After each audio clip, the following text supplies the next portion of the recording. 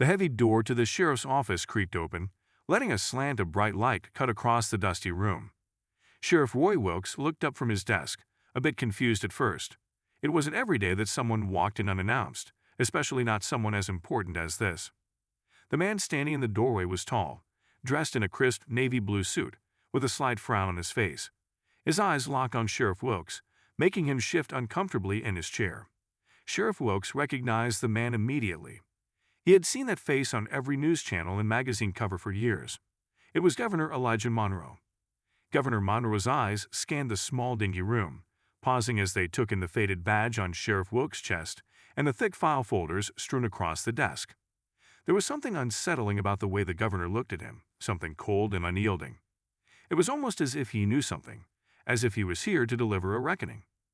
Sheriff Wilkes forced a smile, trying to act casual. "Governor Monroe," he said, standing up and extending his hand. "To what do I owe the honor?" But the governor didn't shake his hand. Instead, he just stared at him, silent and intense, until the sheriff finally had to look away. After a long pause, the governor finally spoke, his voice steady but filled with a quiet fury. "You don't remember me, do you?" Sheriff Wilkes squinted, trying to place the face. He had met so many people over the years. But the governor continued, not giving him a chance to answer. "You had a woman arrested 30 years ago," the governor said, his voice tightening. "A woman named Sarah Lewis." At the sound of that name, Sheriff Wilkes froze. The color drained from his face, and his hands started to tremble.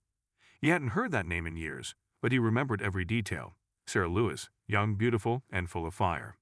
She had dared to stand up to him, dared to question him, and she had paid the price. Governor Monroe took a step closer, his voice dropping to a whisper. "You got her pregnant, Sheriff, and then you threw her in jail." His gaze hardened, his eyes burning with an anger that had been simmering for decades. "Do you have any idea who that child turned out to be?" The sheriff's heart pounded as he looked into the governor's eyes, realizing with horror exactly who he was talking to. Sheriff Wilkes swallowed, his mind racing, feeling the walls close in as the truth hit him like a punch. The governor standing before him, his secret child from 30 years ago, had come back to confront him. What was he going to do now? Governor Monroe took a step forward, his face shadowed with anger and pain. Sheriff Wilkes could barely catch his breath, feeling like the room had shrunk around him. Memories he had buried deep, memories he never wanted to think about again, were suddenly flooding back. "You thought you could just make her disappear, didn't you?" Governor Monroe's voice was low, dangerous. "You thought no one would ever know." Sheriff Wilkes' mouth felt dry as he struggled to speak. "Governor, listen, things were different back then." He forced a weak smile, trying to play it off as a misunderstanding. "Sarah, she wasn't right in the head. She lied about a lot of things." The governor's jaw clenched, and his eyes flared with fury. "You think calling her crazy is going to make this go away? She was a kind, strong woman who only made one mistake, trusting you." His voice softened, his eyes brimming with emotion. "She spent years in that jail cell, away from her family, carrying a secret that destroyed her life. She never even got to see her son grow up." Sheriff Wilkes felt a rush of defensiveness rise up. "She was going to ruin me, all right. I had a career, a reputation. And who would have believed her over a sheriff?" "Maybe no one back then," the governor said coldly. "But times have changed, Sheriff Wilkes." He pulled a file from his jacket, flipping it open to reveal yellowed newspaper clippings and official records, evidence of what had happened to Sarah, and of Sheriff Wilkes' role in it all. "It's all here," Governor Monroe continued. "Every lie you told, every piece of evidence you covered up to keep her locked away. I've spent my life searching for the truth about my mother, and now I have it." The sheriff's eyes darted to the door, feeling trapped. What do you want from me?" Governor Monroe didn't answer immediately. Instead, he seemed to be weighing his words, his gaze intense and unwavering. "Justice," he said finally. "For Sarah, and for everyone you've hurt over the years." 30 years earlier, the clock ticked slowly as Sarah Lewis sat on a cold metal bench in a cramped jail cell, her hands clasped together. She was young, barely 20, with a soft, round face and eyes that sparkled with determination, even as they filled with tears. She didn't belong in jail, but here she was, trapped, helpless. The night she had been arrested was still fresh in her mind. Sheriff Wilkes had been drinking at the local bar, flashing his badge and throwing his weight around. He had always been like that, ever since he'd been appointed sheriff, acting as though the law was his personal weapon, using it to intimidate anyone he didn't like. Sarah had tried to stay out of his way, knowing how he treated people who spoke up against him. But one night, after he'd had too much to drink, he came up to her, saying things that made her skin crawl. When she tried to leave, he grabbed her arm, dragging her out of the bar and threatening her. She hadn't wanted to believe that he would actually do anything, but as the days passed, she realized she was carrying his child. Sarah had tried to confront him, pleading with him to take responsibility. She didn't want money or sympathy, just the truth. But Sheriff Wilkes had laughed, shrugging it off as if it were a joke. And then, when she refused to stay silent, he had turned on her. He'd made up a story about her being a troublemaker, a liar. He told the town she was spreading rumors, that she was trying to ruin his life. And then, without a shred of evidence, he'd thrown her in jail. No one questioned him. After all, he was a sheriff, and she was just a young black woman who had dared to speak out. Days turned into months, and Sarah's spirit dimmed with each passing day. She missed her family, her friends, her life outside these cold, hard walls. But there was one small light that kept her going, the tiny life growing inside her. She would talk to her unborn baby, whispering stories and singing lullabies, imagining a future where they would be together, safe and happy. She promised herself that no matter what happened, she would survive long enough to see her child, to tell him or her the truth. But when the time finally came, and Sarah gave birth to a baby boy in that lonely cell, her heart broke. The sheriff had taken him from her, refusing to let her hold him, telling her she would never see him again. "You'll forget about him," he'd said, his voice cold and unfeeling. "You'll go on with your life, and so will he." The sound of the governor's voice snapped Sheriff Wilkes back to the present. Governor Monroe's face was stony, his eyes narrowed. "You didn't just ruin her life, Sheriff. You ruined mine too. I grew up never knowing my mother, never understanding why she wasn't there.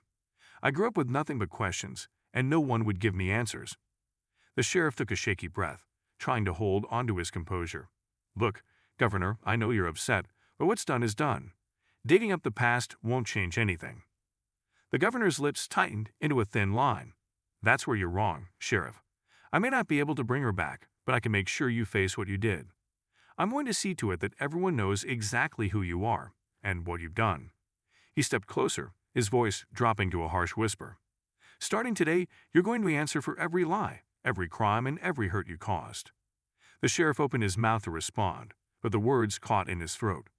He could see it in the governor's eyes, the unbreakable resolve, the unshakable anger. Sheriff Wilkes was trapped, and he knew it. The governor took one last look at him, then turned and walked out, leaving Sheriff Wilkes alone in the quiet, dark office. The sheriff's hands trembled as he sank back into his chair, realizing that his carefully guarded secrets were about to come crashing down. The door slammed shut behind Governor Monroe, echoing through the office like the final blow of a gavel, as Sheriff Wilkes braced himself for what was to come. Sheriff Wilkes sat in his dark, silent office, his hands gripping the edge of his desk as he replayed Governor Monroe's words. He felt trapped, like a cornered animal, but he wasn't ready to give in yet. There had to be a way out of this. He was a sheriff, after all. He had power, influence, and secrets that no one else knew. All he had to do was find a way to silence this story before it ruined him. As he looked at the open file the governor had left on his desk, Sheriff Wilkes' mind drifted back to the beginning, when he had first started as sheriff all those years ago. It was a bright, sunny day as Roy Wilkes strode confidently down the main street of Cedar Hollow, proudly wearing his new sheriff's badge. He was young, ambitious, and ready to make a name for himself. Cedar Hollow was a small town, and he knew that in a place like this, the sheriff's word was law. He had the power to make things happen, to shape the town as he saw fit. At first, he had tried to do his job fairly, treating everyone with the same respect. But over time, he'd started to notice how easy it was to bend the rules just a little, to make things go his way. People respected him, they feared him even. He liked that feeling, the sense of control, the knowledge that he could decide what was right and wrong in his town. But there was one person who didn't seem to fear him, Sarah Lewis. Sarah was one of the few young black women in Cedar Hollow, and she was known for speaking her mind. She had a fierce spirit, a strength that drew people to her. But to Sheriff Wilkes, she was a threat. She questioned his authority, and that bothered him. He'd seen her around town, helping her family and friends, talking with a smile that reached her eyes. There was a confidence about her that he couldn't stand. One night, after a long day of work, Sheriff Wilkes had found himself at the local bar.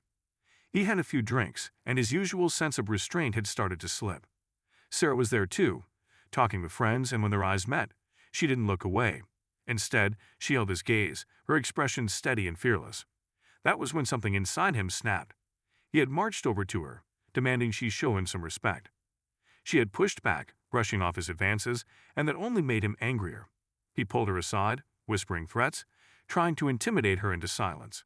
But Sarah had stood her ground, refusing to back down even as his anger grew. She had told him to his face that she wouldn't be silenced, that she would never let him have power over her. In that moment, he had decided he would make her pay. Sheriff Wilkes' eyes narrowed as he remembered that night. He had always told himself he'd done what he had to, that Sarah had brought it upon herself. But now, with Governor Monroe breathing down his neck, he knew that those justifications wouldn't hold up if the truth came out. He reached for the phone on his desk, dialing the number of his old friend, Deputy Hank Crawford. Hank had worked alongside him for years and was one of the few people who knew about what had happened with Sarah. If anyone could help him figure out a way out of this mess, it was Hank. "Hank," he said when his friend picked up, his voice low and urgent. "I need your help. Something serious has come up." Deputy Crawford arrived at the sheriff's office late that night, looking nervous. He'd heard rumors around town about Governor Monroe's visit, but he hadn't realized how serious things had gotten. Sheriff Wilkes shut the door behind him, pulling him into a corner. "Listen, Hank, we got a problem," he whispered. "Monroe? He's Sarah Lewis' kid. He's back, and he's got evidence. Files, records, everything we thought was buried. If he goes public with this, we're done." Deputy Crawford swallowed hard, his face pale. "Are you saying he knows everything? About Sarah?" Sheriff Wilkes nodded, his voice barely a whisper. "Everything. We have to make sure he doesn't go through with this. We need a plan to stop him." Hank looked uneasy, shifting from foot to foot. "Roy, we can't just cover this up forever. He's the governor. If he's got proof, people are going to believe him." Sheriff Wilkes clenched his fists, feeling his control slipping. "Then we'll find a way to discredit him. Make him look like he's out for revenge, trying to ruin an innocent man's life." His voice dropped, his eyes cold. "And if that doesn't work, we'll make sure he can't talk, by any means necessary." The following morning, the townspeople of Cedar Hollow gathered outside the courthouse, drawn by the news that Governor Monroe would be making a public announcement. There was a buzz of excitement and curiosity in the air. No one knew exactly why he was here, but everyone had heard whispers about his connection to the sheriff and the rumors that had been stirring. Governor Monroe stepped up to the podium, his face serious, his eyes scanning the crowd. Sheriff Wilkes watched from a distance, his heart pounding, as he waited to see what the governor would say. "Thank you all for being here today," Governor Monroe began, his voice steady. "I stand before you not only as your governor, but as someone who has spent years searching for the truth about my past, about my family." A murmur ran through the crowd as people leaned in, eager to hear more. "For 30 years, I've been searching for my mother," he continued, his voice filled with emotion. "A woman who was taken from me when I was just a child, a woman who suffered at the hands of those in power. Today, I'm here to tell you her story and to demand justice for what was done to her." Sheriff Wilkes felt a cold sweat break out as the crowd erupted in whispers, their eyes darting between him and the governor. Governor Monroe held up the file of evidence he had compiled, his gaze locked on Sheriff Wilkes. "The person responsible for my mother's suffering is right here among us," he announced, his voice ringing out over the crowd. "And I will not rest until he faces the consequences of his actions." Sheriff Wilkes took a step back, his heart pounding as the crowd's eyes turned to him. There was no escape now. He was trapped, and the truth was finally coming to light. Sheriff Wilkes felt the weight of 100 eyes on him, each gaze filled with a mixture of confusion, anger, and disgust. He clenched his fists, trying to steady his breath. This wasn't how things were supposed to go. For decades, he had controlled Cedar Hollow, made people fear him, and kept his secrets hidden. But now, Governor Monroe was tearing it all apart, piece by piece, right in front of everyone. Governor Monroe continued, his voice calm but filled with anger. "Many years ago, my mother, Sarah Lewis, was imprisoned here in Cedar Hollow under false accusations. She was a young black woman who had no one to defend her. She was brave, she was strong, but she was alone." He paused, looking over the crowd. "The man who did this to her used his power to silence her, to erase her voice from this town. But today, her voice will be heard." The townspeople murmured, exchanging glances. Many of them remembered Sarah, the quiet young woman who had vanished so many years ago. Some had believed the sheriff's stories about her, but others had always suspected something darker. Sheriff Wilkes took a step forward, raising his hands as if to calm the crowd. "Folks, listen, this is just a misunderstanding. I knew Sarah. She was troubled, always causing problems." He forced a smile, trying to look sympathetic. I try to help her, but sometimes people just lose their way. Governor Monroe's eyes narrowed, his expression cold. Don't you dare try to twist her story. My mother wasn't troubled. She was betrayed. You used her and then locked her away to protect yourself, and I approve. He lifted a document from the file, holding it up for everyone to see. This is her arrest record, showing no evidence, no witnesses, just the sheriff's word. He fabricated everything. He told the town she was a troublemaker. But the truth is that she was carrying his child. And when she confronted him, he took her freedom, and he took me. A gasp rippled through the crowd, followed by shocked whispers. Sheriff Wilkes felt his chest tighten. This was his worst nightmare coming to life. His secrets laid bare in front of the whole town. He tried to regain his composure, to salvage whatever respect he still held in Cedar Hollow. People, he said, his voice shaking slightly, we all make mistakes, but I did what I thought was best for this town. She was going to ruin my life, accuse me of things I didn't do. Governor Monroe stepped forward, his face hard. You ruined her life. You took away my chance to know my own mother. Do you even understand what you've done? Sheriff Wilkes clenched his jaw, his eyes darting from the governor to the townspeople. He couldn't let this go any further. He had to regain control. Enough of this, he shouted, his voice loud and firm. You're just here to make a scene, to stir up trouble. You think you can come in here and throw around accusations just because you're the governor. This is my town. These are my people, and they know me. But the crowd was no longer on his side. People who had once admired him were now looking at him with suspicion, murmuring among themselves. The whispers grew louder, and Sheriff Wilkes could feel his grip on the town slipping. Suddenly, a voice called out from the crowd. I remember Sarah, an elderly woman said, stepping forward. She was a good girl, always helping her family. She didn't deserve what happened to her. Another voice joined in. Yeah, and I remember how the sheriff used to treat people, always pushing folks around, acting like he was above the law. Sheriff Wilkes glared at the crowd, feeling the anger boiling inside him. You all have no idea what you're talking about. I kept this town safe. I kept order. Governor Monroe watched him calmly, his expression unreadable. Keeping people safe doesn't mean controlling them, Sheriff. It doesn't mean abusing your power. Flashback to her cell. Sarah held her newborn son, cradling him in her arms, as tears streamed down her face. She knew the sheriff wouldn't let her keep him, but for now, in these few precious moments, she was determined to give him all the love she had. You're going to be strong, she whispered, her voice choked with emotion. You're going to be better than all of this, better than what they'd done to us. She kissed his tiny forehead, trying to memorize every detail of his face, knowing she might never see him again. The cell door creaked open, and Sheriff Wilkes stood in the doorway, his face hard and unfeeling. Time's up, Sarah, he said, stepping forward. Hand him over. Sarah clutched her baby tighter, shaking her head.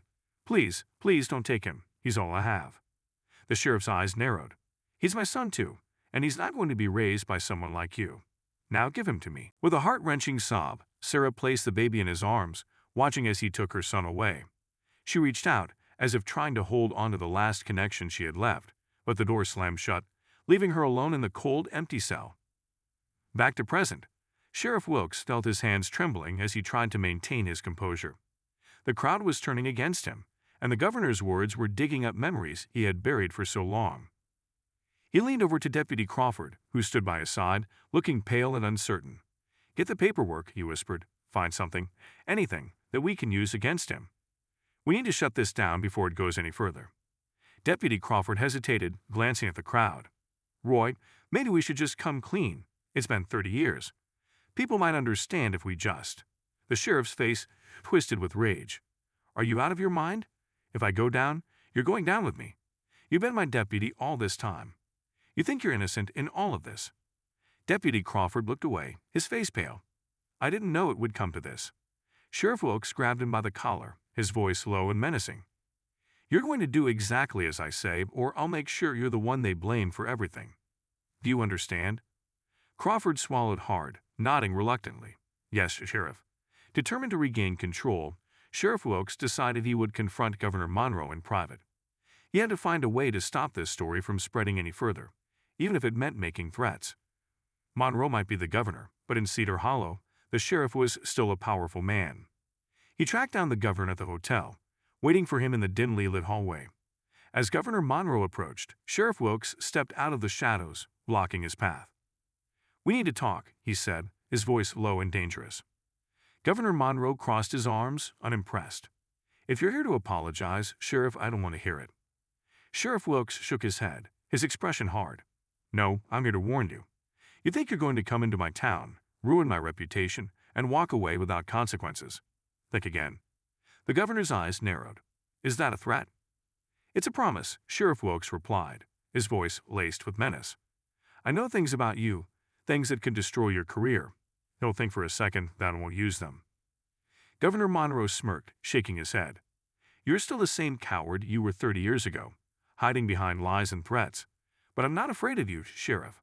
I've spent my entire life waiting for this moment, and I'm not stopping now." Just as they stared each other down, a loud crash echoed from the hotel lobby. Both men turned, their argument interrupted by the sound of shouting and hurried footsteps. A group of reporters had entered, armed with cameras and questions, ready to break the story wide open. Sheriff Wilkes felt a jolt of fear as he realized the whole town would soon know everything. He tried to back away, but Governor Monroe seized the moment, stepping forward and addressing the reporters, ready to reveal the full story, no matter the cost. Governor Monroe stood tall in front of the reporters, a confident yet sorrowful look on his face. Sheriff Wilkes froze, every instinct telling him to flee, but his pride kept him rooted in place. There was no way he would back down in front of these people. For years, he had been the one in charge, the one giving the orders. Now he could feel control slipping through his fingers, and he wasn't about to let that happen. Governor Monroe turned to face the cameras, his voice steady but filled with pain. "Today, I stand here not only as your governor, but as the son of a woman who was wronged by the man meant to uphold justice in this town. My mother, Sarah Lewis, was imprisoned without cause, silenced for speaking out against the sheriff's abuse of power. And when she refused to submit, he took everything from her, including her freedom and her only child, me." The reporters' eyes widened, and they scribbled notes furiously. Some had heard rumors, whispers of a cover-up, but none had expected anything this dark, this personal. One reporter raised her hand, her face a mixture of curiosity and shock. "Governor Monroe, do you have proof of these allegations?" Monroe nodded, holding up the file he had compiled over years of investigating his own past. "I have documents, police records, witness statements. Everything I need to prove that Sheriff Wilkes not only fabricated charges against my mother, but used his position to imprison her and take me away." A collective gasp ran through the crowd, followed by a tense silence as all eyes turned to Sheriff Wilkes. Sheriff Wilkes felt his face flush with anger. He couldn't believe this. The governor was making a mockery of him, turning his town against him with his lies. He had to act fast. Clearing his throat, he stepped forward, attempting to regain control. "Ladies and gentlemen," he began, forcing a smile, "this man is trying to ruin my reputation with baseless accusations. I dedicated my life to serving this community, to keeping it safe. And now, he's dredging up stories from the past, twisting them to fit his narrative." Governor Monroe's expression hardened. "Stories from the past. Sheriff, you know very well this isn't just a story. This is the truth about my mother's suffering, about the injustice she faced. The only question is whether you'll admit what you did, or if you'll continue hiding behind lies." For a moment, Sheriff Wilkes felt a flicker of fear. The governor's determination was unshakable. He needed to find a way out of this situation, fast. His mind raced through options, but none of them seemed to work in his favor. Every lie, every manipulation he'd used to bury this secret was unraveling before his eyes. Just then, Deputy Crawford, who had been watching from the back of the room, cleared his throat, stepping forward reluctantly. His face was pale, his eyes filled with shame as he looked at the governor. "Governor Monroe," he began hesitantly, his voice barely a whisper, "there's something I need to say. Something I should have said a long time ago." All eyes turned to Deputy Crawford, who looked as though he'd aged years in mere seconds.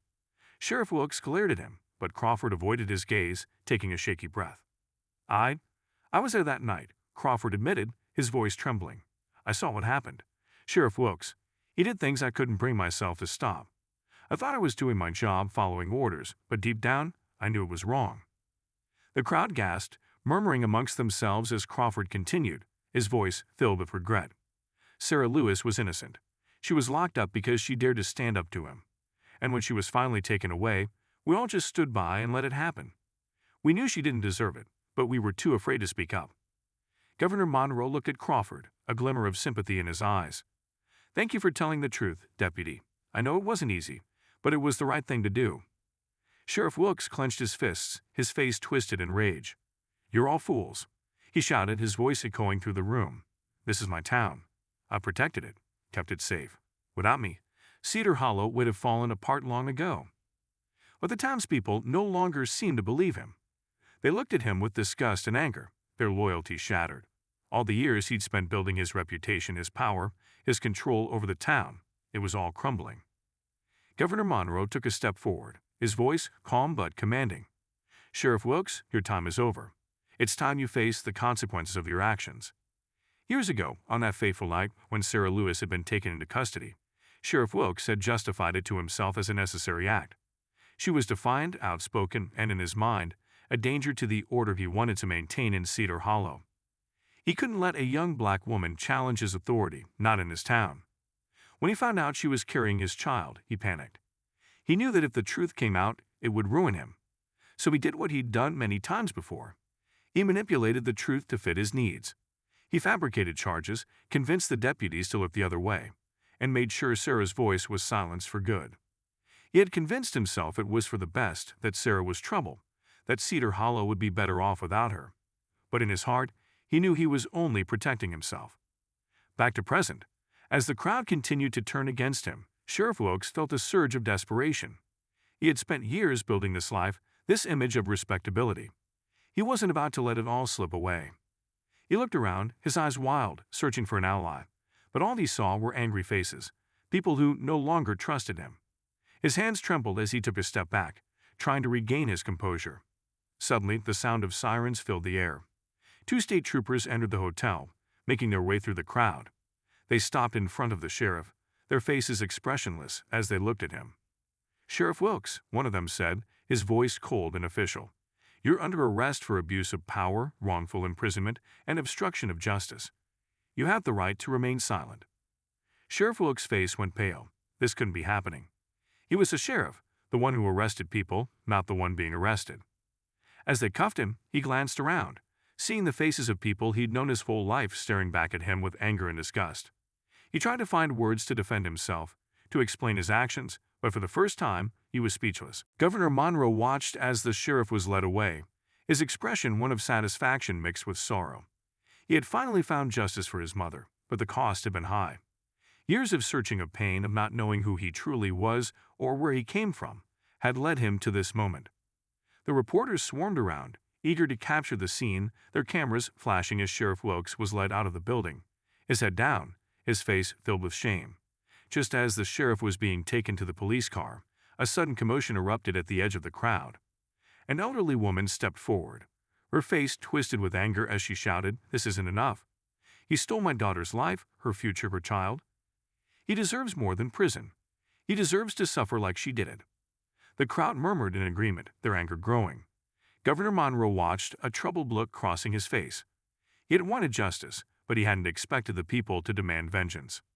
As Sheriff Wilkes was loaded into the car, the townspeople began to close in, their faces filled with fury, their voices rising in a chant for justice. Governor Monroe realized that the battle for Cedar Hollow wasn't over yet. Governor Monroe stood at the edge of the crowd, feeling a mixture of satisfaction and unease. Sheriff Wilkes was finally facing justice, but the town's anger was bubbling over in a way he hadn't anticipated. The chants grew louder, voices blending into a roar as the sheriff's car pulled away, and the people of Cedar Hollow surged forward, some shouting for him to pay for his crimes with more than just prison. An elderly woman, wrinkled and weary but fierce, pushed her way to the front.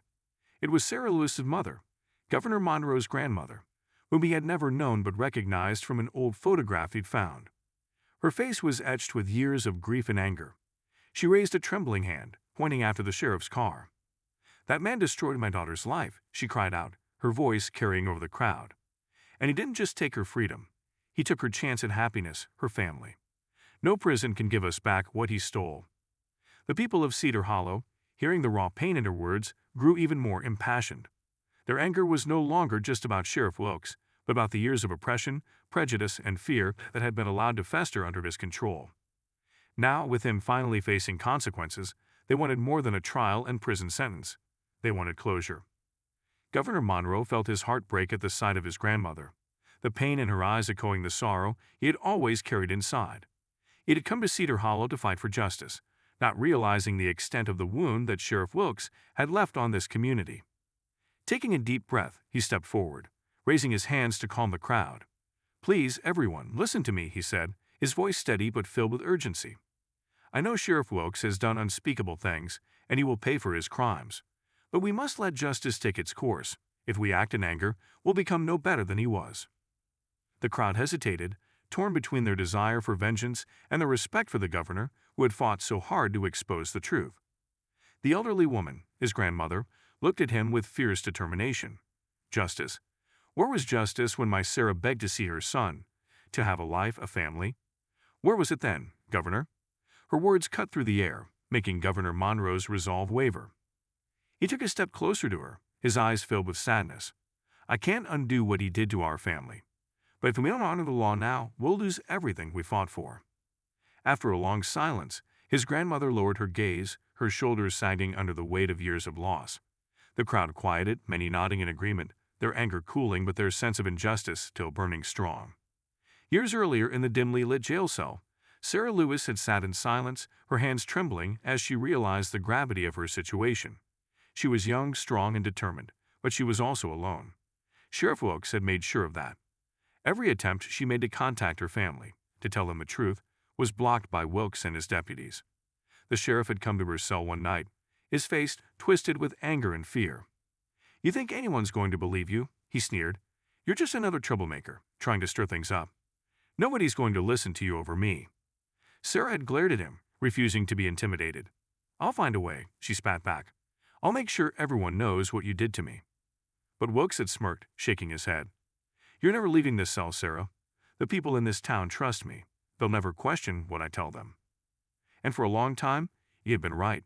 Sarah's voice was silenced, her pleas ignored. The few friends she had in town had tried to stand up for her, but they too had been threatened, driven away, or intimidated into silence. Wilkes controlled everything, from the local police to the courthouse. Sarah knew she was trapped, but she never stopped hoping that someday, somehow, her story would be heard.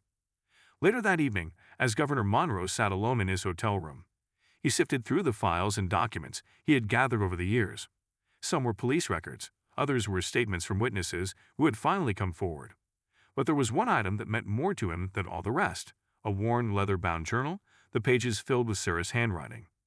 He had found it only recently, hidden among his grandmother's belongings.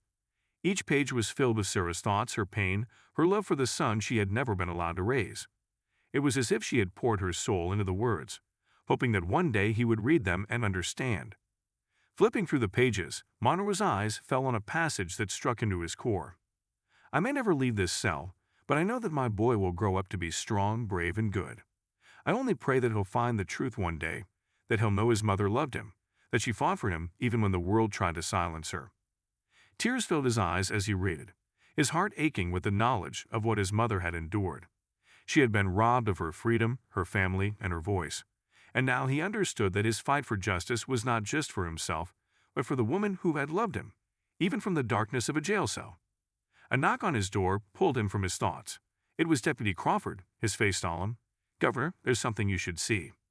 Monroe wiped his eyes, setting the journal aside as he followed Crawford down to the hotel lobby.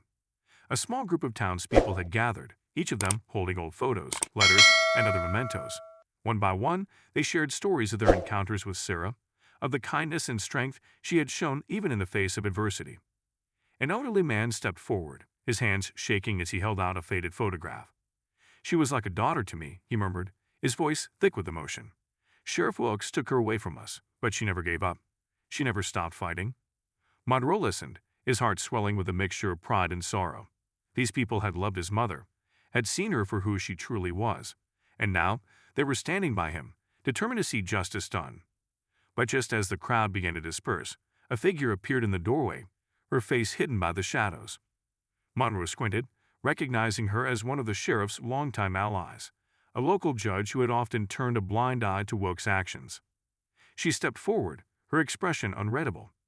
"Governor Monroe," she said, her voice cold and calculating. "I have information that might interest you, but I warn you, what you'll find may not bring you the peace you seek." Monroe narrowed his eyes, suspicion prickling at the back of his mind. "And why are you coming forward now?" The judge gave a bitter smile. because Sheriff Wilkes betrayed even his own friends. He thought he was untouchable, that we would all continue to protect him. But times have changed, Governor, and there are secrets about your mother's case that even you don't know.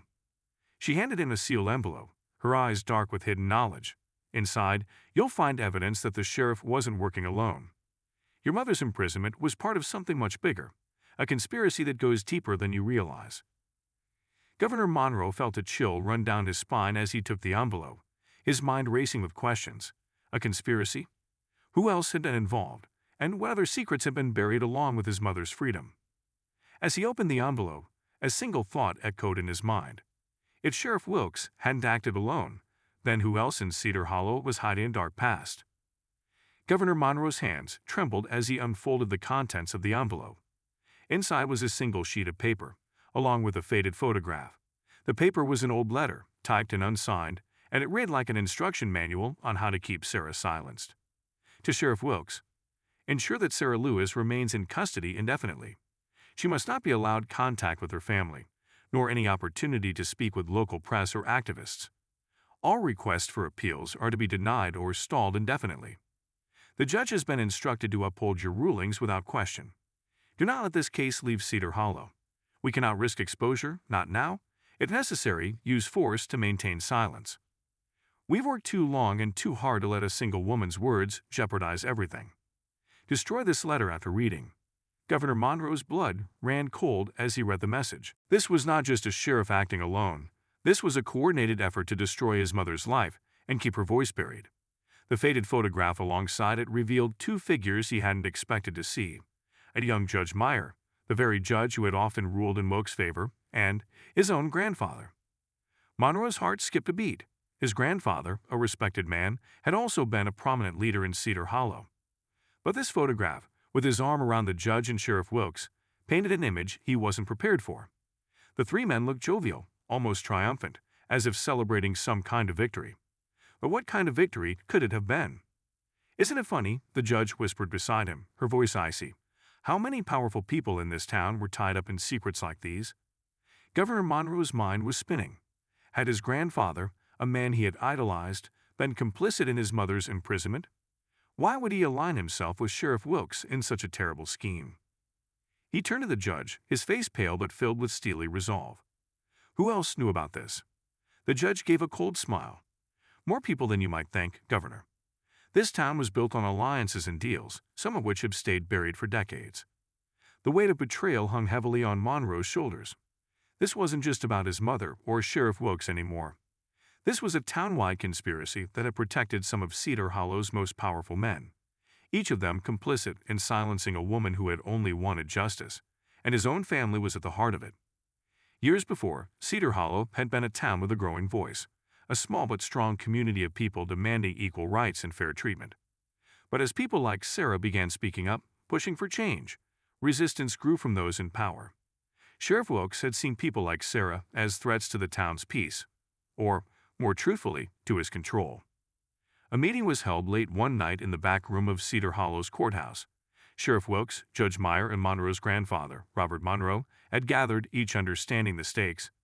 If they didn't keep a lid on the push for equality, they feared the town would change too quickly, and they would lose their influence.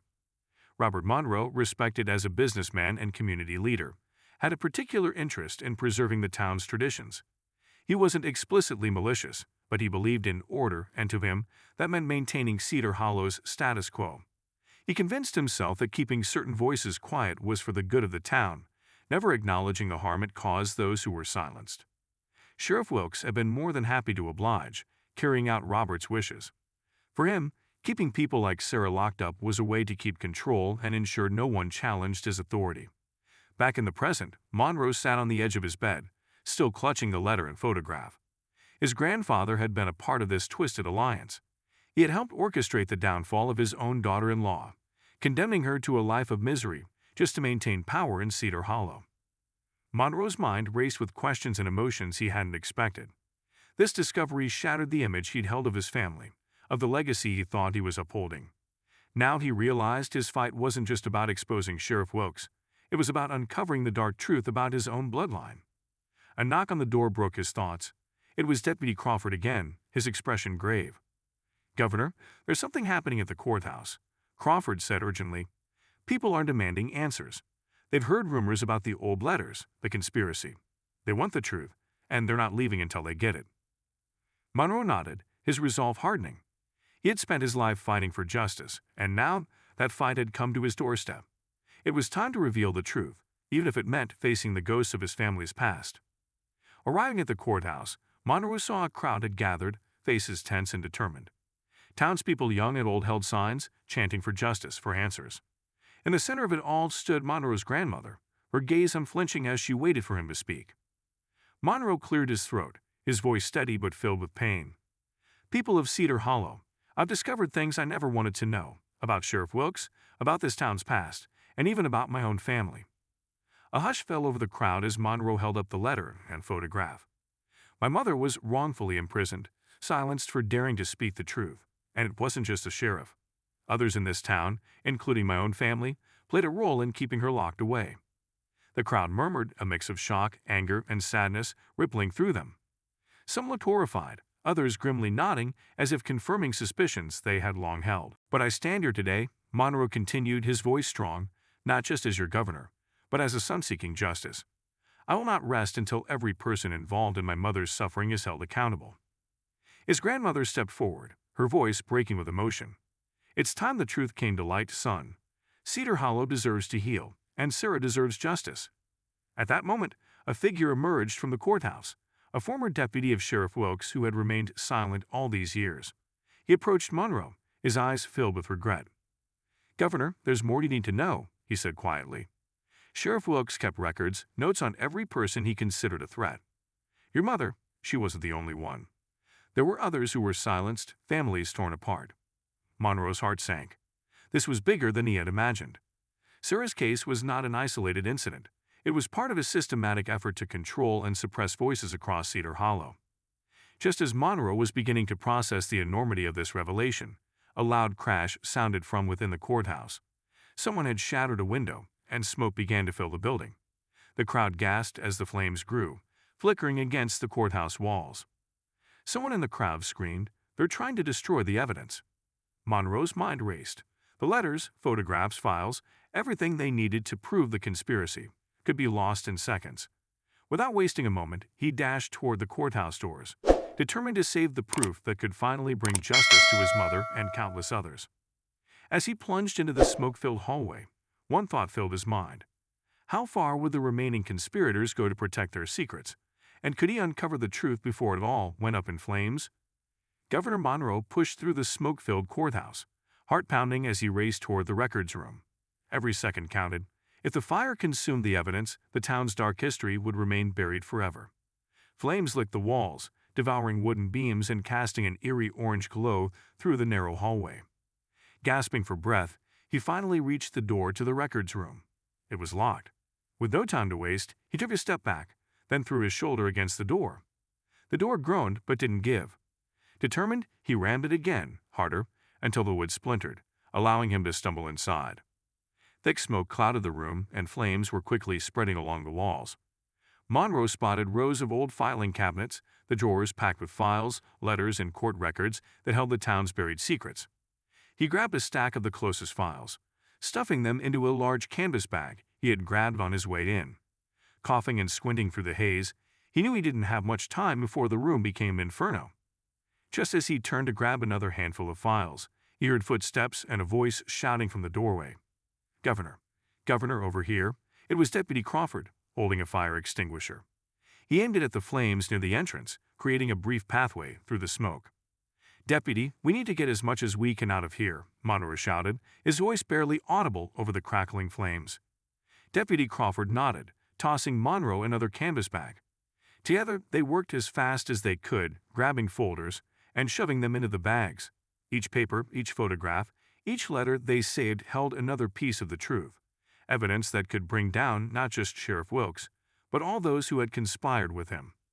Just as they finished filling the second bag, an explosive crack split the air, and a section of the ceiling caved in, sending a fiery shower of wood and plaster down between them. "Monroe, we have to go, now," Crawford shouted. Governor Monroe didn't hesitate. Slinging the heavy bag over his shoulder, he followed Crawford back toward the entrance, dodging falling debris and weaving through the flames. They burst through the courthouse doors and stumbled down the steps, gasping for fresh air as the building continued to burn behind them. The crowd outside, who had watched in horror as the flames grew, now erupted in applause and cheers when they saw Monroe emerge with the bags. The files he held represented the truth, the chance for long-awaited justice. Monroe raised his voice to address the townspeople. This evidence contains the full story of what happened in Cedar Hollow, of those who were wrongfully imprisoned, silenced, and denied justice. It's time to bring the truth into the light, no matter the cost. 30 years earlier, Sarah Lewis sat in her small dim cell, staring at the narrow strip of sky visible through her tiny window. Her once vibrant spirit had been dimmed by years of confinement, loneliness, and betrayal. Every time she had tried to speak out, Wilkes had found a way to punish her, denying her appeals, moving her further away from her family, stripping away any chance she had of proving her innocence. But she had held on to hope. She knew that somewhere, someday, someone would listen. She had kept a diary, secretly writing letters to the son she had never met, describing her love for him and her wishes for his future. One night, she was visited by a sympathetic guard. He slipped her a pencil and a sheet of paper, risking his own job just to give her a tiny sliver of freedom.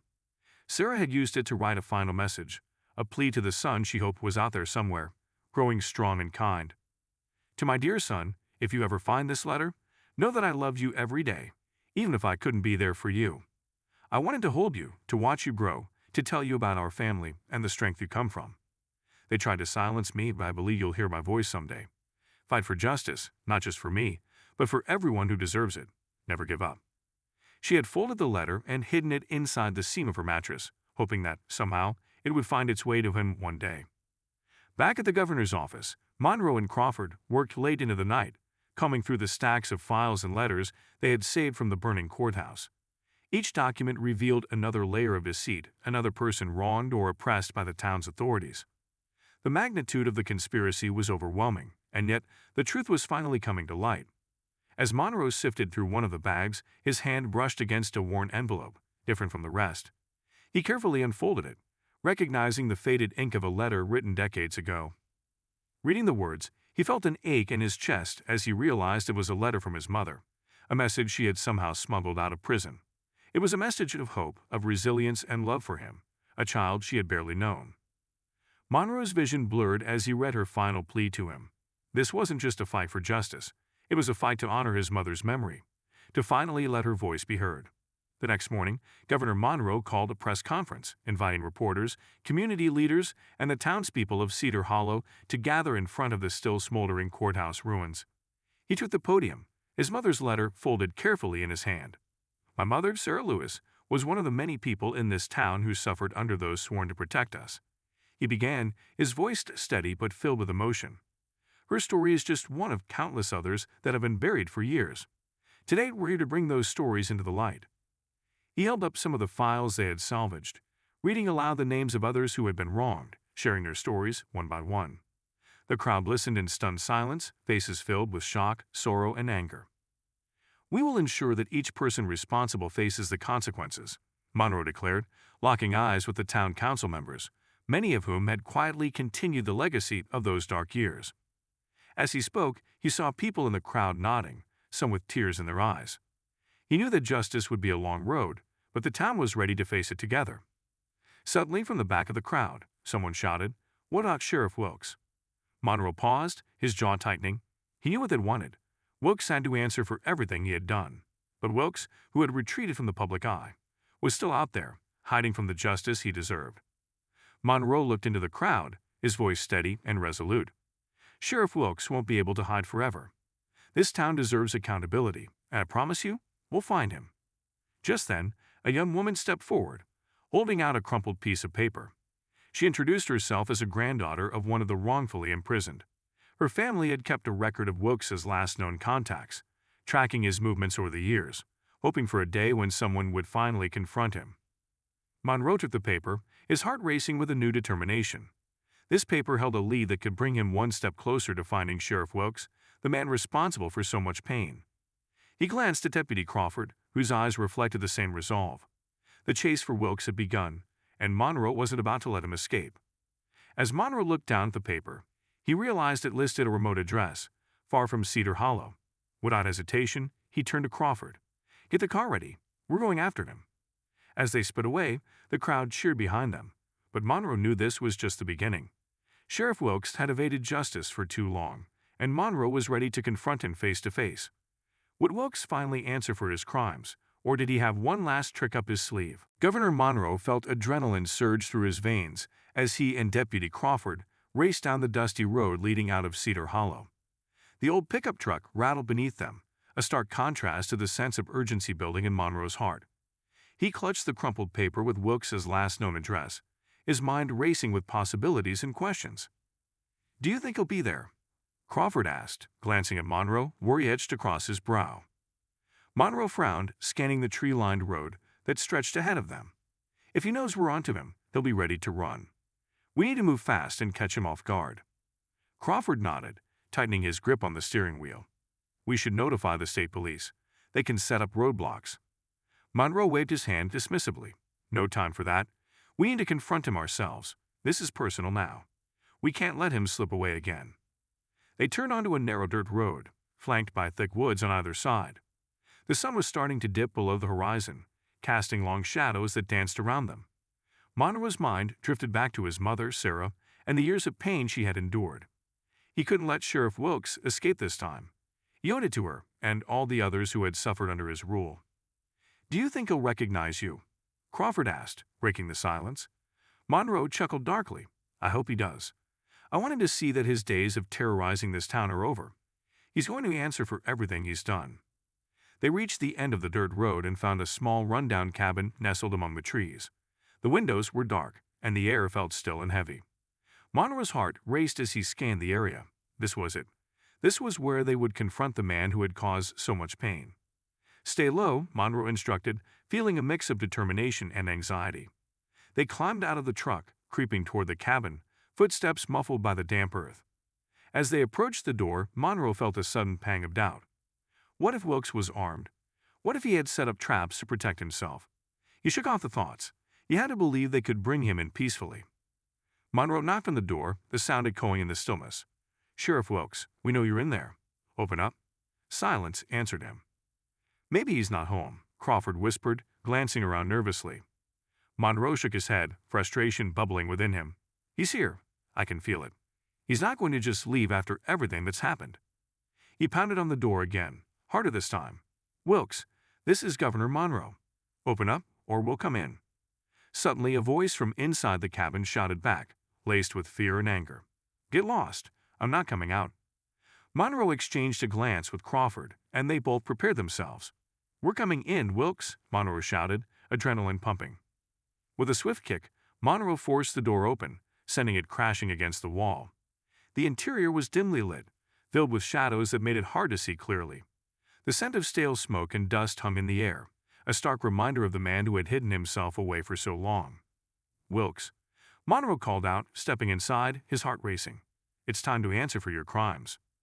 Suddenly, a figure lunged out from the darkness, shoving a heavy object toward Monroe. Instinctively, Monroe ducked, feeling the rush of air as the object whizzed past his head. It crashed against the wall, sending splinters flying. "Stay back," Wilkes yelled, revealing himself. He stood there, wild-eyed and frantic, clutching a metal pipe. "You're not taking me in." Crawford stepped forward, his voice steady. "We just want to talk, Wilkes. You can end this peacefully." "Peaceful? You think I'm just going to let you lock me away?" Wilkes spat, his voice thick with rage and fear. "You don't know what I'm capable of." Monroe raised his hands, trying to remain calm. "This doesn't have to end in violence. We have evidence against you. You can't keep running forever." Wilkes laughed bitterly, his grip tightening on the pipe. "Evidence? You think I'm afraid of a few papers? I've been in this game too long, Monroe. You'll never pin anything on me." "Maybe you're right," Monroe replied, his voice low and steady. "But if you don't come quietly, I will have no choice but to take you down." Wilkes took a step back, panic flashing in his eyes. "You think you can intimidate me? You don't know what I've done to stay alive." Suddenly, Monroe saw an opening. Wilkes' attention was momentarily distracted, and in that instant, he lunged forward, tackling Wilkes to the ground. They tumbled across the floor, fighting for control. Crawford quickly joined the fray, helping to subdue Wilkes. The sheriff thrashed beneath them, but they were determined not to let him escape again. With a final push, they'd managed to pin Wilkes's arms behind his back, securing him in place. "You're finished, Wilkes," Monroe said, panting as he caught his breath. "You'll answer for everything you've done, starting now." As they pulled Wilkes to his feet, the sheriff's defiance began to wane, replaced by a mixture of anger and fear. "You don't know the half of it, Monroe. You think you're so righteous now, but you have no idea what you're getting into." Monroe felt a chill run down his spine. "What do you mean?" "You think I'm the only one. There are others. Powerful people who don't want the truth to come out." Wilkes spat, his voice low and threatening. "You're just a pawn in their game. They won't let you take me without a fight." Crawford stepped closer, his expression stern. "Who are you talking about, Wilkes?" "People in this town who still protect me, who still owe me favors," Wilkes said, sneering. "You think they'll let you drag me away without consequences? You're walking into a trap." Monroe's heart raced as the implications sank in. He knew the corruption ran deep in Cedar Hollow, but he had hoped it wouldn't extend beyond Wilkes. "You're bluffing. We'll expose you, and everything you've done will be laid bare." Wilkes shook his head, a smirk spreading across his face. "Go ahead, but mark my words, when the dust settles, it won't be you standing on top. You're in over your head, Monroe." With Wilkes secured in the back of the truck, Monroe and Crawford drove back toward Cedar Hollow. The tension in the cab was palpable, a heavy silence hanging between them. "What do you think he meant?" Crawford finally asked, glancing nervously at the rearview mirror where Wilkes sat, glaring at them. "I don't know, but we can't let him get away again," Monroe replied, gripping the steering wheel tightly. "We need to get into the station, and fast." As they entered the town limits, Monroe's thoughts raced. What if Wilkes was right? What if there were still powerful forces at play, trying to protect him? He couldn't shake the feeling of dread creeping in. The fight for justice was becoming more complicated than he had anticipated. Pulling into the police station, Monroe felt a renewed sense of urgency. They had to secure Wilkes, and then they needed to prepare for whatever came next. He stepped out of the truck, a sense of purpose igniting within him. As they dragged Wilkes into the station, Monroe could feel eyes on them. The few townsfolk lingering outside paused to watch, some whispering among themselves. He knew they were hungry for change, hungry for justice, but would they be ready for the truth when it came crashing down? Inside the station, Monroe ordered Wilkes to be placed in an interrogation room. He locked eyes with the sheriff, who had a twisted grin on his face. "You think you've won, don't you?" "Let's see how long you keep that smile," Monroe replied, determined. He turned to Crawford. "We need to get the evidence sorted and ready for presentation." Just then, the phone on the desk rang, piercing the tension in the room. Monroe hesitated, glancing at Crawford. "I'll get it," he said, moving toward the desk. "Monroe," Crawford warned, "you should." But Monroe picked up the receiver, curiosity piqued. "Governor Monroe speaking." "Governor, it's me," came a voice on the other end, familiar yet unexpected. It was the Attorney General. "We need to talk now." "About what?" Monroe asked, trying to keep his tone steady. "About Sheriff Wilkes. We've received word that there's been an attempt on your life," the Attorney General said, urgency thick in his voice. "You need to be careful. There are forces at work that we didn't anticipate." Monroe's heart sank as the weight of the situation hit him. Wilkes wasn't just a corrupt sheriff. He was part of a larger, more dangerous web of deceit and power.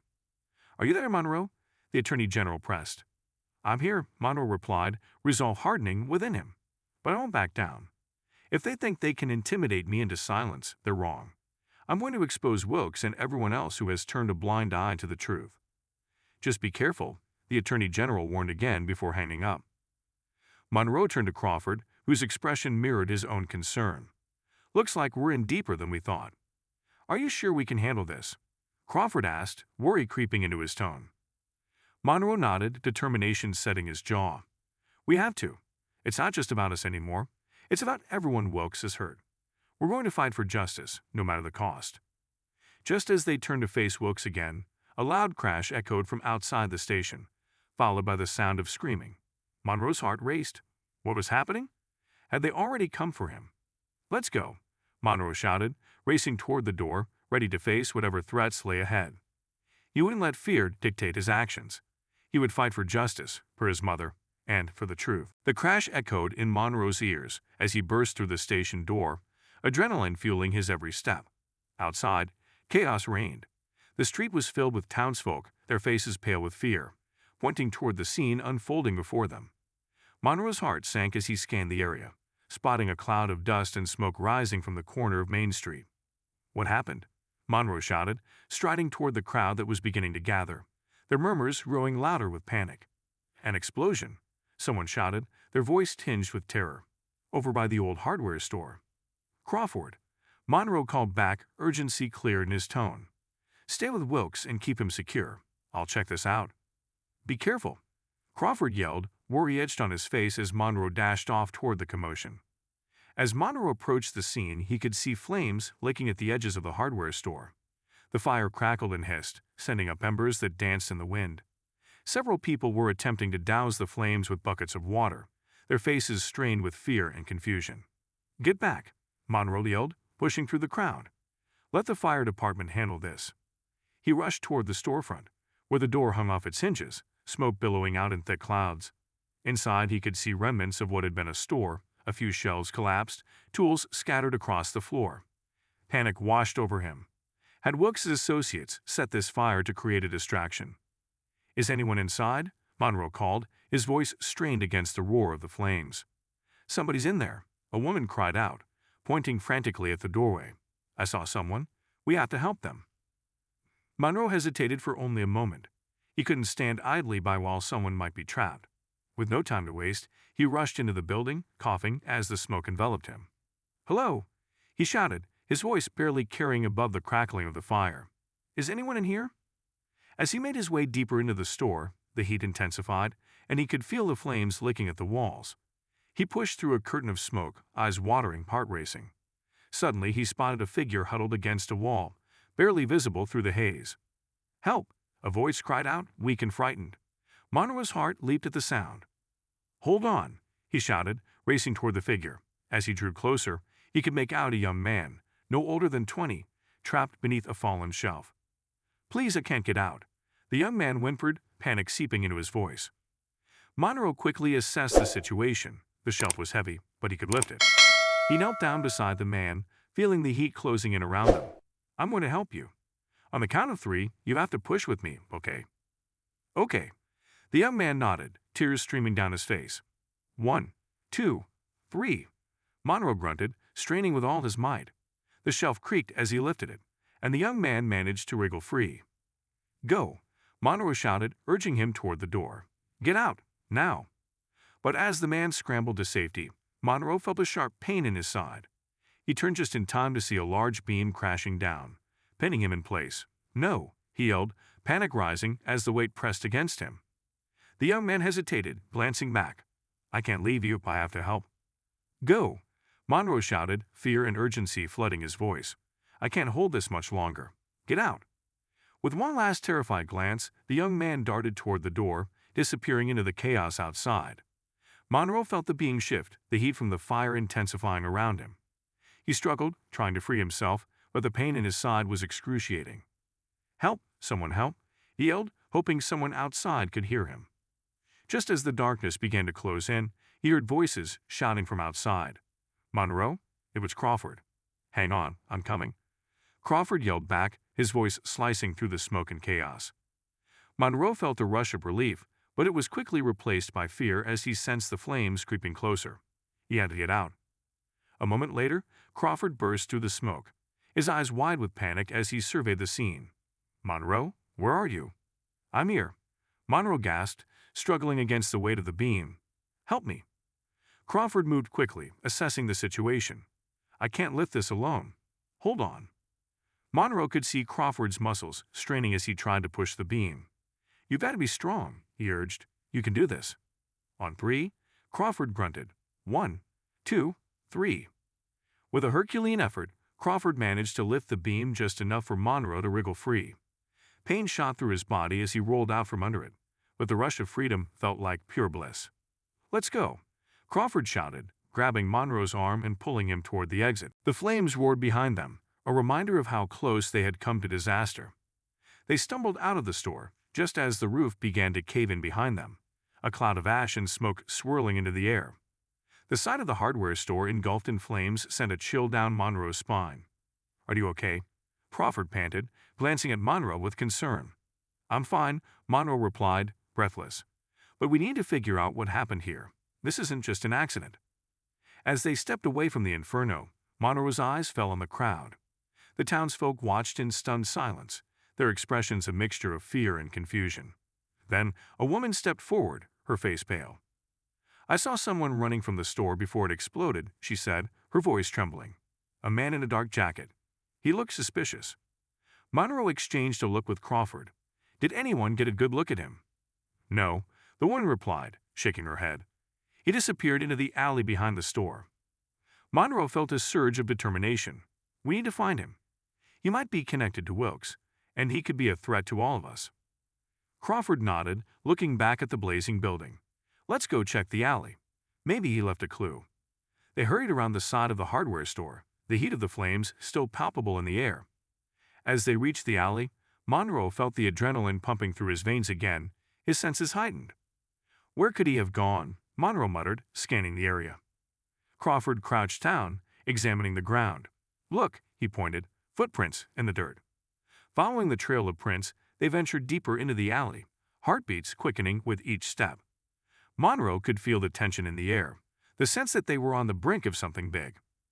Suddenly, they rounded a corner and spotted a figure darting away from them. "Hey!" Monroe shouted, instinctively pursuing him. The figure glanced back, eyes wide with panic, before bolting down the alley. "Stop!" Monroe called, his breath coming in quick gasps. They chased the man through the narrow paths, dodging trash cans and debris. Monroe could feel his legs burning, but he pushed through, driven by the urgency of the moment. "Don't let him get away!" Crawford shouted, gaining ground on the fleeing figure. As they turned another corner, Monroe saw the man stumble, glancing over his shoulder. In that moment of hesitation, they were able to close the gap. "You're not going to escape," Monroe yelled, determination flooding his voice. The man swerved suddenly, darting into a side street. Monroe followed, heart pounding, as they approached an old warehouse. The door stood ajar, and they exchanged a glance, knowing this could be the moment they finally caught someone connected to Wilkes. "Stay alert," Crawford warned, stepping cautiously toward the entrance. They crept inside, the air thick with dust and shadows. Monroe could feel the weight of the darkness pressing around them, and the sound of their footsteps echoed off the walls. "Where are you?" Crawford whispered, straining to hear anything beyond the creaking of the building. Then they heard it, a shuffling noise coming from deeper inside. Monroe exchanged a look with Crawford, and they moved toward the sound, hearts racing. "Show yourself," Monroe called out, his voice steady. "We just want to talk." The shuffling stopped, and for a moment, all was silent. Then, from the shadows, a figure emerged, a man with a scruffy beard and a dark jacket, eyes glinting with fear.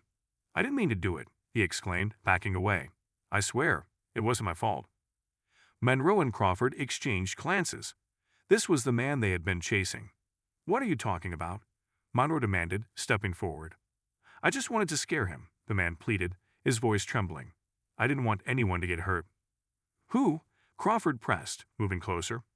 "Sheriff Wilkes," the man blurted out, desperation in his eyes. "You made me do it. I thought I could just send a message, but then everything went wrong." Monroe felt the weight of those words settle heavy in his chest. This was it. This was the connection they needed. "Why would Wilkes want you to do anything?" Monroe pressed, his curiosity piqued. The man's eyes darted around, and he swallowed hard. "He's into some bad stuff.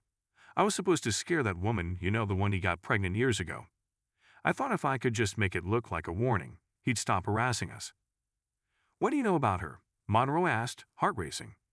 "She's a target," the man exclaimed. "Wilkes wants her silenced. If she talks, it's over for him." Monroe felt a surge of anger. "You're telling me this is about my mother?" Suddenly, the door slammed shut behind them, and Monroe's heart sank. He turned to see the shadowy figure of Wilkes himself standing in the doorway, a smirk on his face. Well, Wilkes said, his voice low and dangerous. "It seems you two have been digging where you shouldn't. I can't let that happen." Monroe's mind raced as he realized they were trapped. What would happen next? Monroe felt the walls of the warehouse close in around him, the air thick with tension as Wilkes stepped further into the room.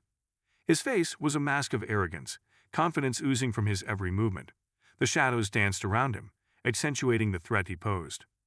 "Looks like you two little detectives got yourselves into a bit of trouble," Wilkes said, his voice dripping with mockery. "What did you think? that you could dig into my past without any consequences. Why are you doing this? Monroe asked, stepping forward despite the fear swirling in his chest. You think you can keep the truth hidden forever? You can't silence everyone. Wilkes laughed, a low, chilling sound that echoed in the dim light of the warehouse. Oh, Monroe, you're such a naive little boy. The truth doesn't matter to people like me. Power does, and I have all the power.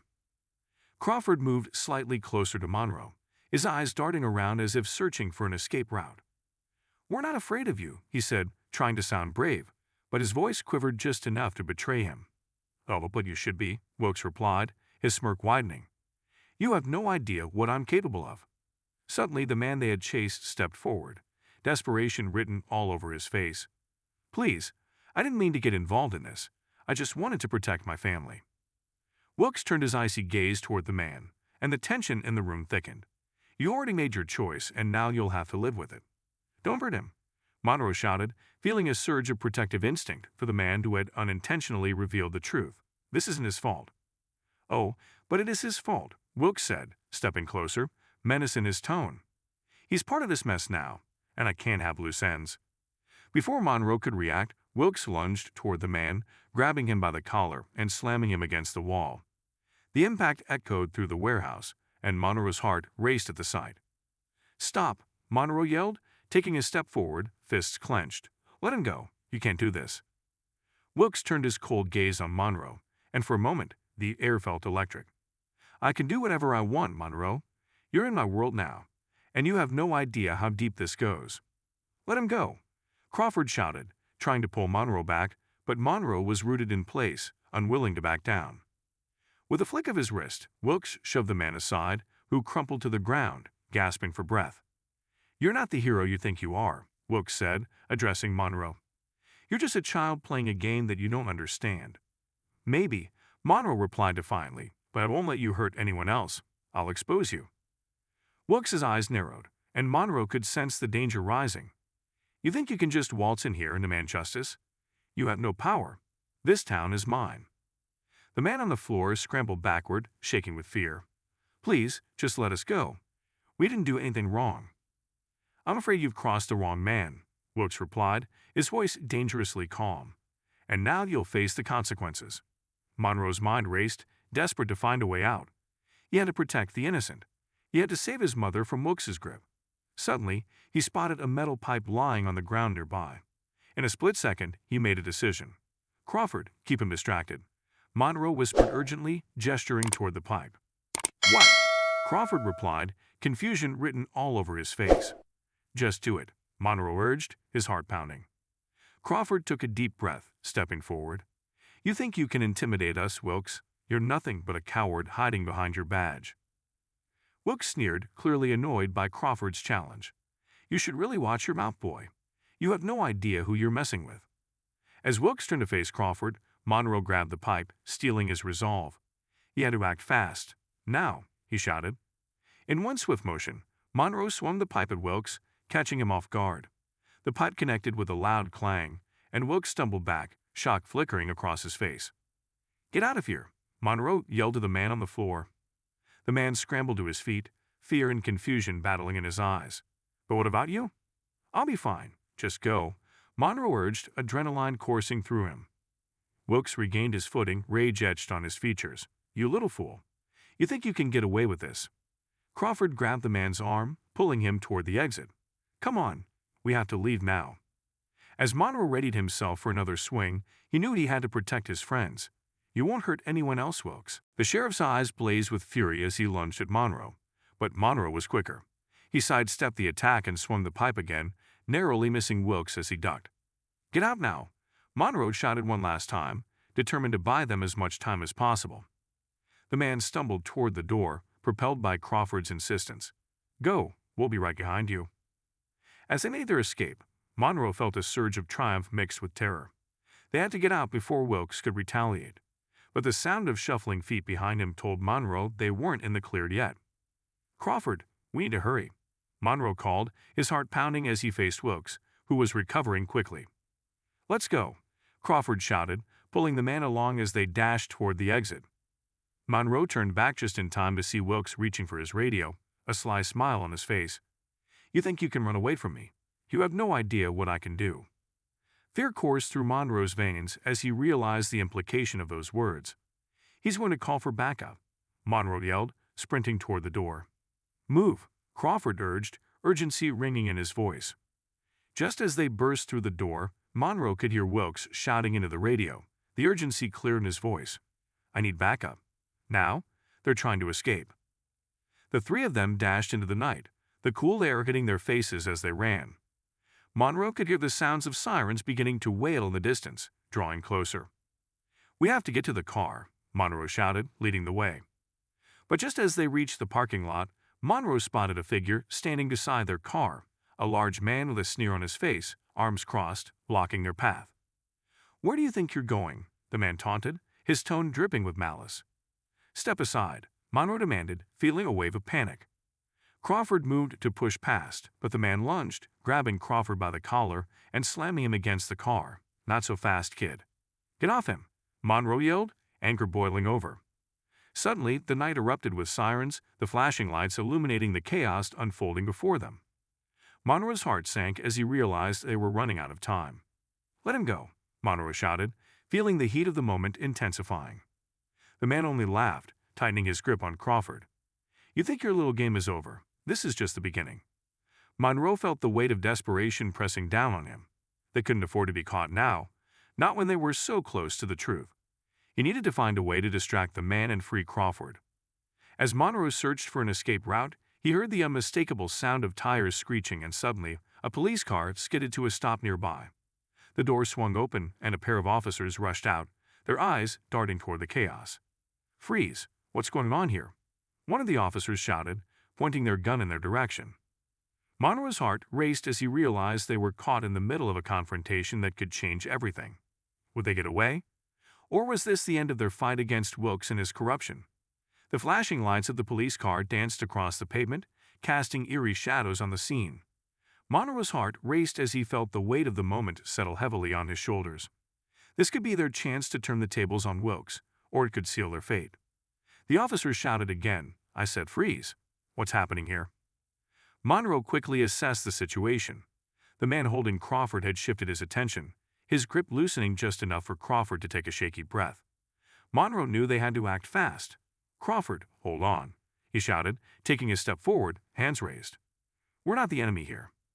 The officers moved closer, guns drawn, their eyes scanning the scene for any signs of danger.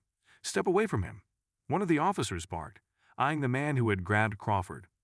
"You don't understand," Monroe pleaded, desperate to make them see. "This man works for Wilkes. He's trying to hurt us." The man smirked, his bravado returning. "You think you can just point fingers? You're in deeper than you realize." "Enough," the officer shouted, moving to take control of the situation. "Let him go, or we will take action." Monroe felt the tension spike, the air thick with uncertainty. The man holding Crawford glanced between the officers and Monroe, clearly weighing his options. "You think I'm scared of you? You don't know who you're dealing with." As if on cue, the sound of more sirens filled the air, and Monroe's stomach dropped. Wilkes was calling in backup. They had to get out before reinforcements arrived. "Crawford now," Monroe yelled, his instincts kicking in. He took a step toward the man, ready to fight if necessary. Suddenly, the officer on the left shouted, "Put your hands up, now." In a flash, the man turned, shoving Crawford away with a shove that sent him crashing to the ground. "You're making a mistake," he yelled, attempting to flee as the officers closed in. Monroe lunged forward, grabbing the man's arm, but he shrugged him off, spinning around to face the officers. "I'm not going back to jail," he shouted, desperation leaking into his voice. Just then, one of the officers shouted, "Taser, taser." A bright spark lit up the night, and the man fell to the ground, convulsing as the electricity coursed through him. Monroe stood frozen, the chaos unfolding in front of him, leaving him breathless. Crawford scrambled to his feet, eyes wide with disbelief. Did that really just happen? The officers quickly moved to secure the man, cuffing his wrists behind his back. "You're lucky we got here when we did," one officer said, shaking his head.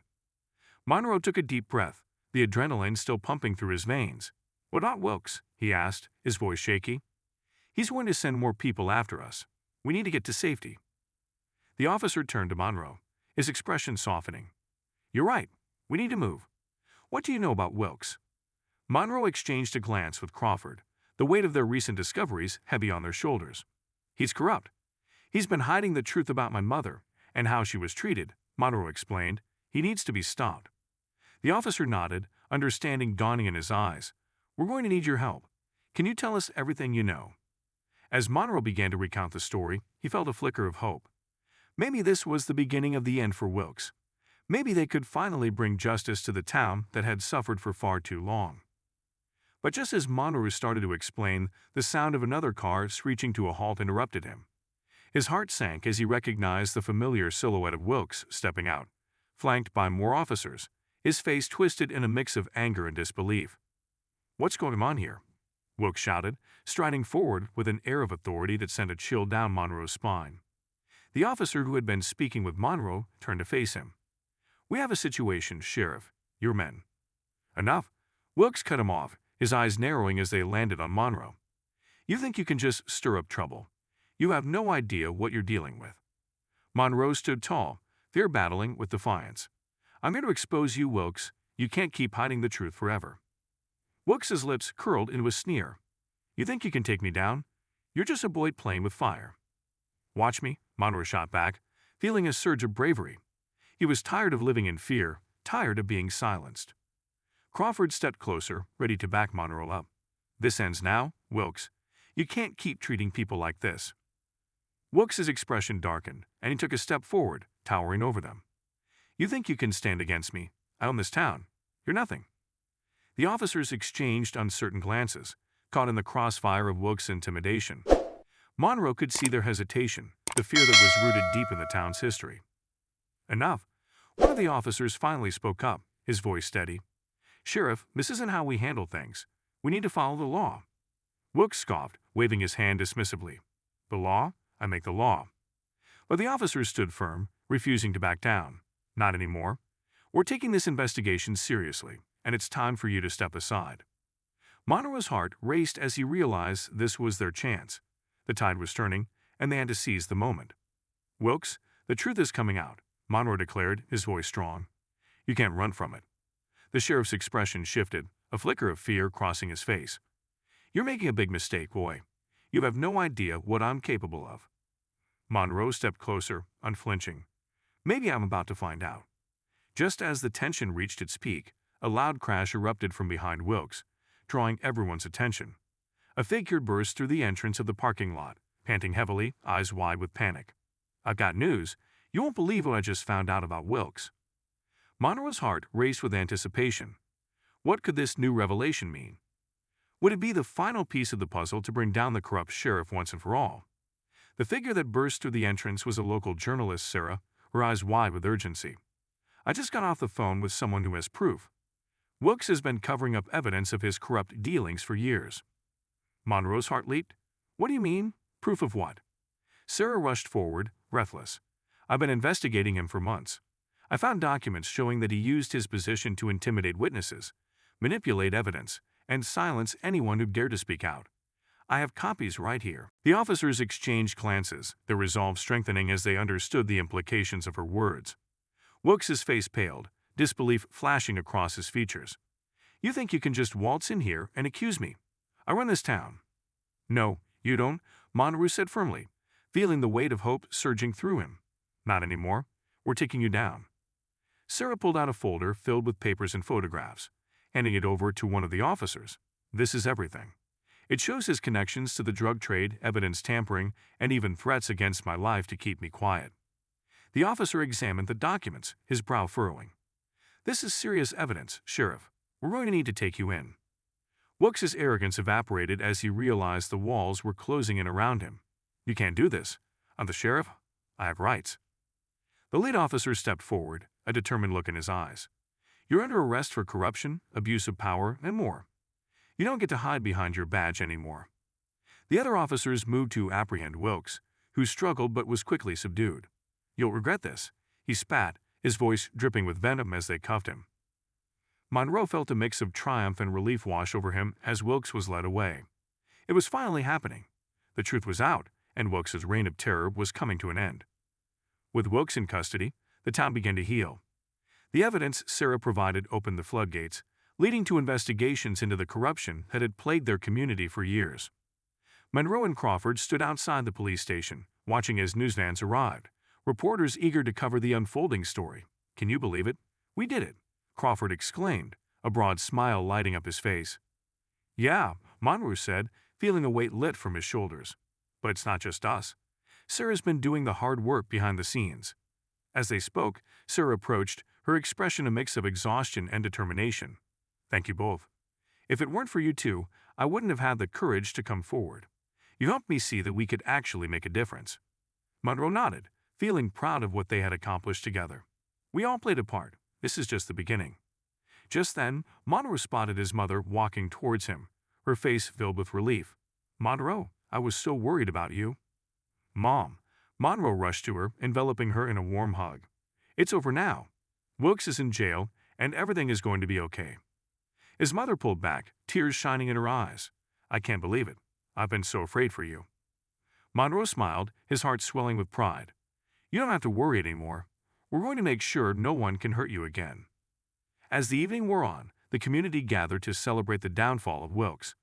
Families shared stories of their struggles, and a sense of unity filled the air. It was a moment of victory for everyone who had suffered under his oppressive rule. Weeks passed, and the town began to rebuild. With Wilkes imprisoned, the new sheriff, a woman named Angela, was dedicated to restoring justice and integrity to the force. She reached out to Monroe and Crawford, inviting them to share their story in a community meeting. Standing before a crowd of familiar faces, Monroe felt a sense of pride.